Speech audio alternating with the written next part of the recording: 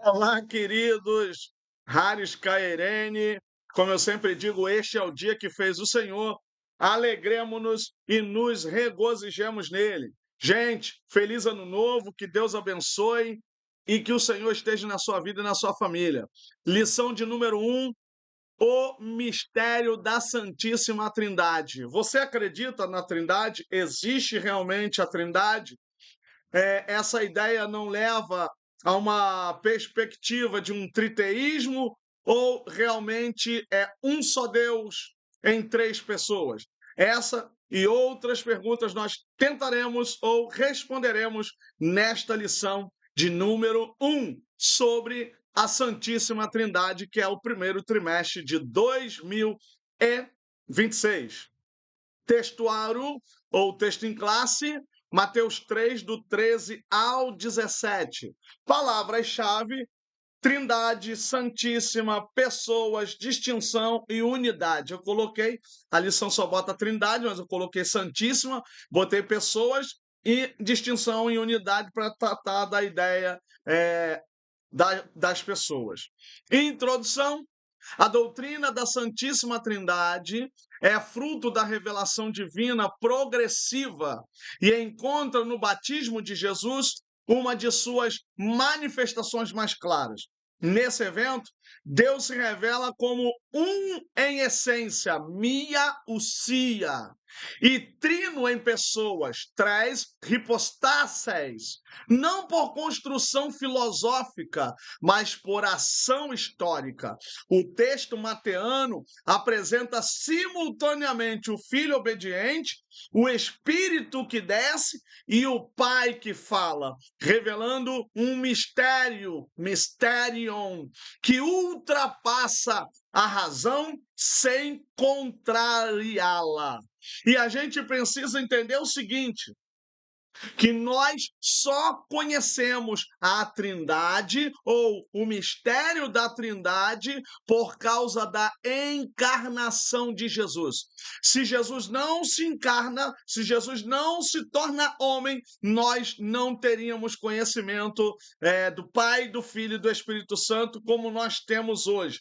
Então, toda a revelação da Trindade está em Jesus Cristo. Por isso essa palavra mistério, porque alguns até ficam perguntando: a Trindade é o quê? É um mistério. A Trindade é um mistério revelado pela encarnação de Jesus. Então, em Jesus, hoje nós sabemos o que é a Trindade. E aí a gente tem a questão da Trindade econômica e da Trindade imanente. A Trindade econômica é aquela que está no espaço da salvação que nós abarcamos. E a Trindade imanente é aquela que a gente acaba entendendo que ele vem até nós, a Trindade desce até nós. Por isso que a gente tem transcendência e imanência. Transcendência porque nós não conseguimos abarcar, não está no nosso alcance, ela transcende. E a imanência porque vem, por isso, imanu, que vem conosco, é o que desce, está até nós. Primeira grande sessão, a revelação trinitária no batismo de Jesus. Primeira subseção, o batismo do Filho, a obediência de Cristo. Em Mateus 3, 13 ao 15, Jesus se apresenta a João com a intenção de ser batizado, expressa pelo verbo paragnetai, que indica uma ação voluntária deliberada. A voz aqui é média ou passiva. Possivelmente voz média, porque indica uma ação voluntária, ou seja, é nele mesmo a ação. Ao afirmar que convém plerosai passam de caiocinem, ou seja, para que se complete toda a justiça, o Filho revela sua submissão plena à vontade do Pai. Não por necessidade de arrependimento, porque ele não tem pecado, mas como identificação solidária com os pecadores e cumprimento do plano salvífico, ou seja, Cristo se solidariza com o pecador. Por isso ele se batiza, por causa da sua solidariedade com o pecador. Então ele desce até o batismo para que se cumpra a justiça de Deus, porque é nele a justiça é cumprida e aí os pecadores vão ser perdoados. Então você vê que essa solidariedade, né, ser solidário com os pecadores, implica em possibilitar o perdão para essas pessoas que estão em pecado. O infinitivo plerosai destaca o caráter teleológico da missão messiânica, evidenciando a obediência como a marca essencial da filiação divina, ou seja, completar, né? Porque é pleno, né? Vem de plerol, né? De completar, de estar na plenitude completa aí, essa vontade de Deus na vida de Jesus. Então, Jesus, eu sempre falo que em tudo ele obedeceu o Pai. E isso aqui já é uma resposta da questão da distinção entre pessoas, porque a essência é uma só, mas as pessoas são distintas. Então, o Pai, o Filho e o Espírito Santo não são a mesma pessoa, mas têm a mesma essência. E por isso é só Deus. A descida do Espírito, a unção para o ministério. Após o batismo, Mateus registra que o Espírito de Deus foi visto, katabainon, hossei peristeran. Então, katabainon é descer de cima para baixo, por isso ele desce sobre, katabainon. Utilizando um particípio presente, que é o katabainon, né? Que sugere uma ação perceptível e contínua. O pneumateu não atua como energia impessoal, mas como pessoa divina que unge o Filho para o início de seu ministério público, em consonância com a tradição profética de Isaías 61, versículo 1, que o Espírito do Senhor Deus está sobre mim, porque ele me ungiu. A descida do Espírito manifesta a aprovação divina e inaugura uma nova etapa da história da redenção, porque até então, no Antigo Testamento, era toda a lei, todos tinham que oferecer sacrifício, todos tinham, e aí agora, em Jesus, o Espírito desce a gente, de cima para baixo, por isso katabainon, que é descer ou descendo de cima para baixo. Então, essa presença do Espírito Santo, ela vai vir sobre a vida de Jesus e vai ungí-lo para continuar no seu ministério sagrado, proclamando a palavra do Senhor. Terceira subseção, a voz do Pai, a aprovação celestial. Então observem que nós já temos no primeiro evangelho, já de cara, né? Porque o evangelho de Mateus começa já cristológico, né? Livro das gerações de Jesus Cristo. E aí o capítulo 1, capítulo 2 vai todo falando sobre Jesus, o nascimento, genealogia, cristologia pura. Quando você tem já no capítulo 3 que Jesus vem até João Batista para ser batizado, o Espírito de Deus já se faz presente ali no batismo, então você tem já uma pneumatologia, claro que não tão desenvolvida assim. O Evangelho de Mateus não tem tanto teor pneumatológico, mas ele tem alguma questão pneumatológica.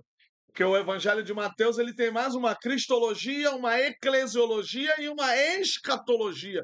Então você tem um texto muito rico dentro dessas perspectivas, mas você tem o papel da trindade ali nesse autor. A voz do Pai, a aprovação celestial.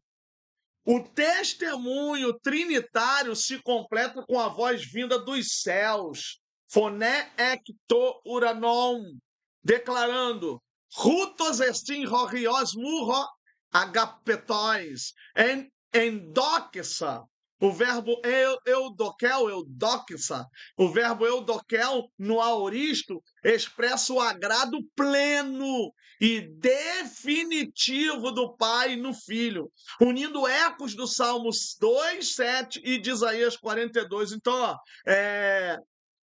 uma voz do céu, né, dos céus, Uranon, uma voz dos céus, uma voz vinda dos céus declarando Rutos este, Doxa é o meu filho amado, né? Doxa, Eudoquel, este é aquele que eu amo, aquele que eu agrado, essa ideia plena, definitiva. Então você tem na Trindade o amor, o amado e aquele que ama. Então, quem é o amado? O amado é Jesus Cristo. Quem é aquele que ama? Aquele que ama é Deus. E quem é o amor? O amor é o Espírito Santo. Então você tem aqui o amor que vem da parte de Deus, que está na Trindade. A Trindade não sente falta de nada. Por que a Trindade não sente falta de nada? Porque é um amor muito profundo entre eles, entre as pessoas.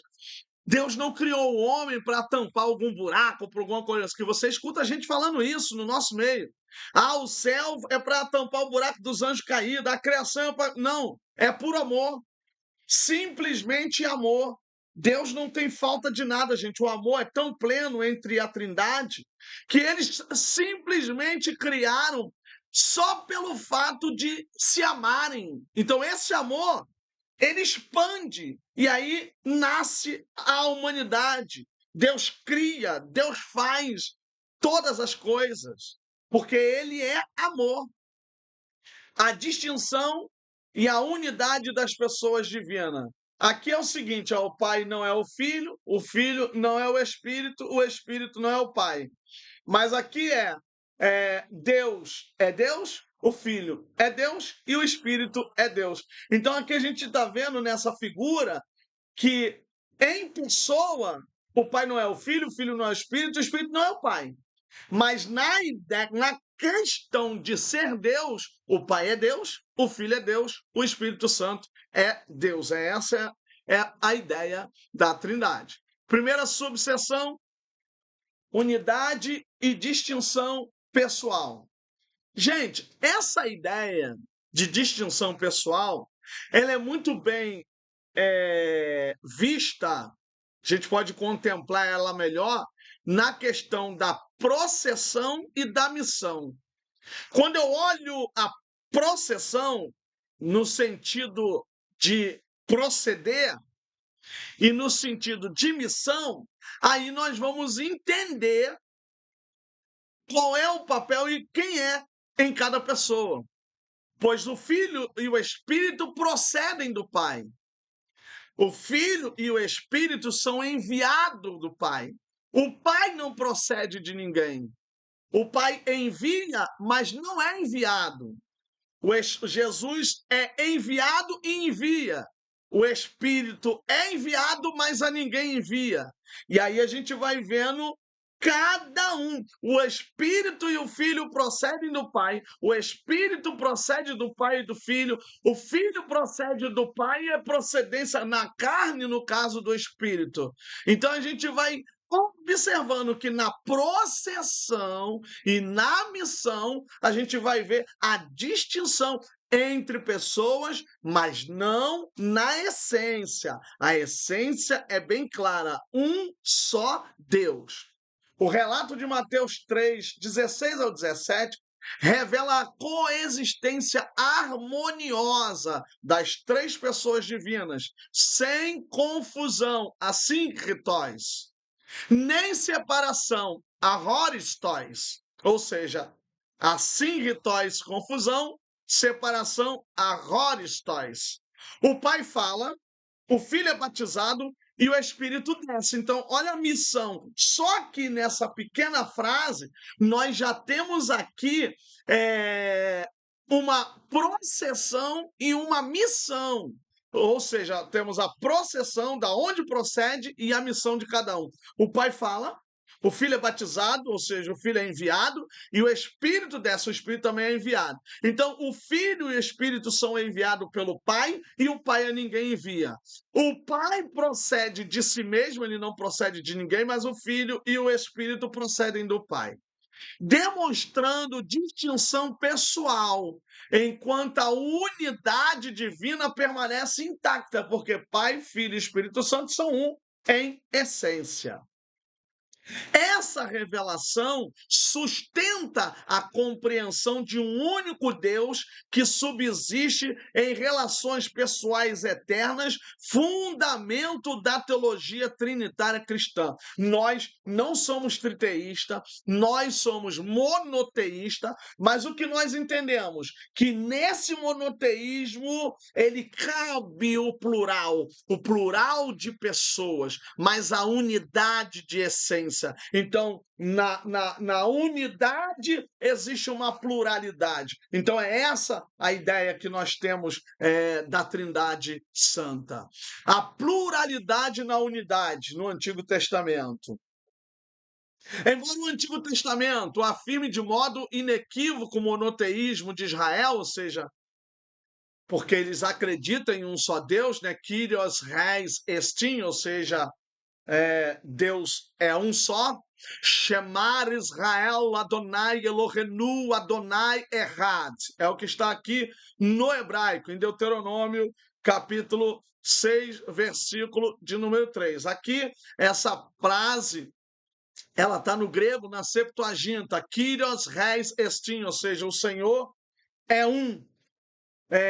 Agora, o interessante é que lá no hebraico, chamar Israel Adonai Elohenu, Adonai Errad, esse Errad, ele é um numeral também, como está aqui, o Reis interpreta, traduz perfeitamente, a frase aqui está perfeita na tradução, mas o interessante é que no hebraico o número 1 e o número 2, ele também são usados como adjetivo. Então eu posso traduzir: ouve Israel, o Senhor nosso Deus é Deus, e ouve Israel, o Senhor nosso Deus é o único Deus. Então, as duas formas estão corretas. Agora, o um realmente, e muita gente quando lê no português, pode achar que isso aí é um artigo indefinido. Não, é um numeral, é um de único.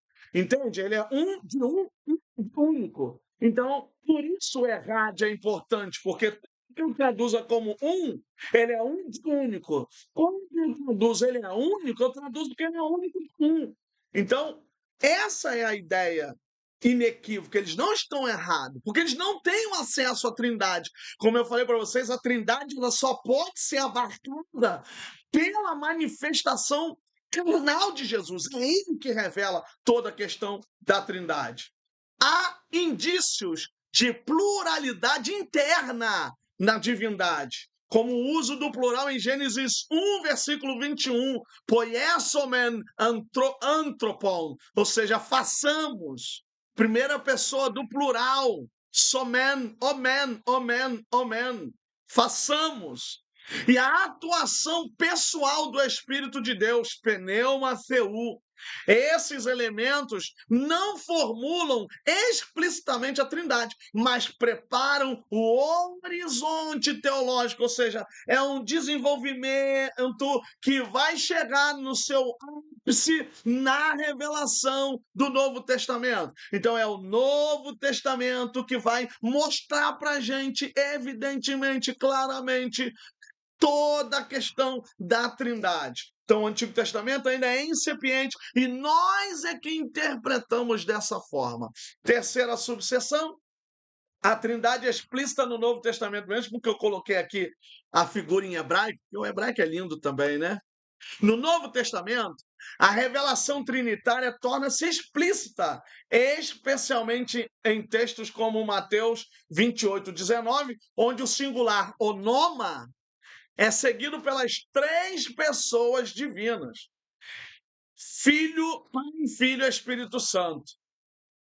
Essa construção gramatical preserva simultaneamente a unidade e a distinção, porque você tem a unidade do Pai, do Filho e do Espírito Santo e a distinção Pai, Filho e Espírito Santo, demonstrando que a fé cristã é essencialmente trinitária desde suas origens litúrgicas e missionárias, ou seja, todo mundo batizava em nome do Pai, do Filho e do Espírito Santo.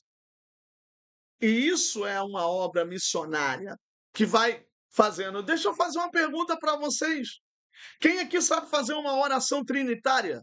Você já fez uma oração trinitária? O que que é uma oração trinitária? Eu acho que nós deveríamos nos aprofundar mais na pneumatologia, principalmente na Trindade.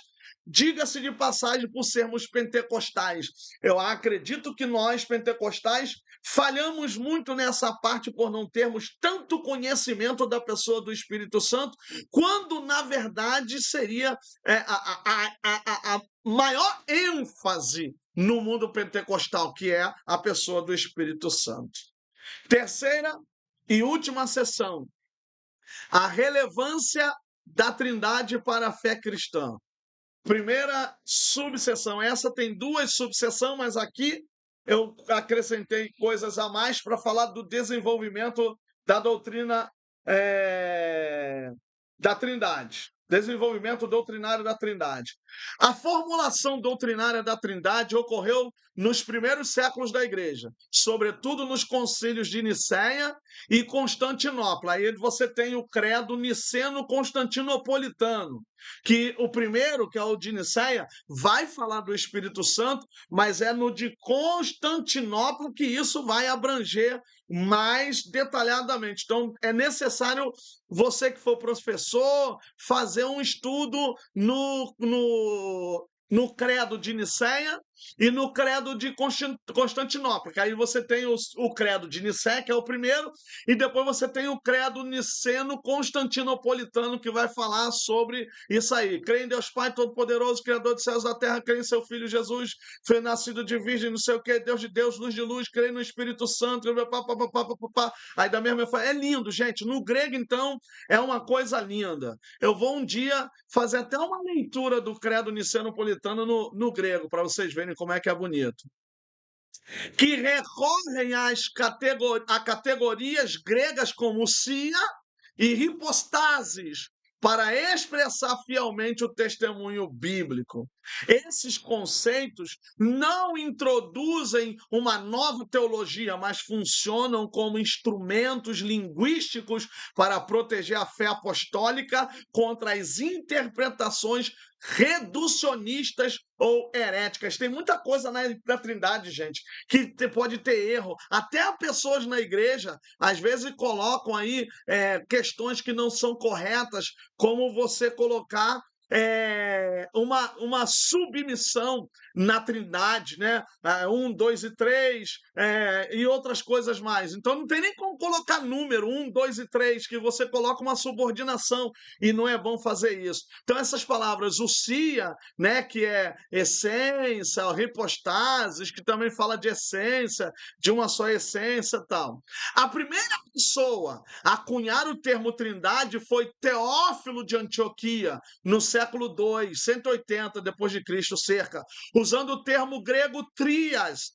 Teófilo de Antioquia, em sua obra Ad Autolicum 2, versículo 15, Teófilo utiliza o termo trias para se referir a Deus, sua palavra, logos, e sua sabedoria, sofria. Então, ou seja, Deus, logos e sofia. Ou seja, Deus, sua palavra, que é Jesus, e sofia, que é o Espírito Santo. Embora ainda não seja uma formulação dogmática plena da Trindade, como nos concílios posteriores, trata-se do primeiro uso conhecido de um termo técnico para expressar a realidade triuna de Deus.